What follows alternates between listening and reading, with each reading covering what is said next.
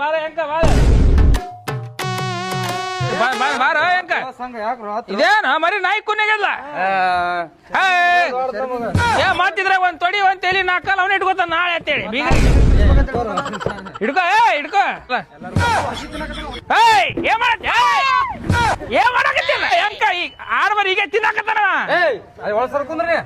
ಏನ್ ಅಲೇ ಏನ್ ಎಂತ ಫ್ಯಾಮಿಲಿ ಅಲ್ಲೇ ದರಿದ್ರ ಫ್ಯಾಮಿಲಿ ಮುಂಜಾನೆ ಕುಡಿದು ಬಂದ ನೋಡ ಸರಿ ಅಲ್ಲ ಎಲ್ಲಾರು ಮುಂದೆ ಇದು ಮಾಡ ಸರಿ ಅಲ್ಲೇ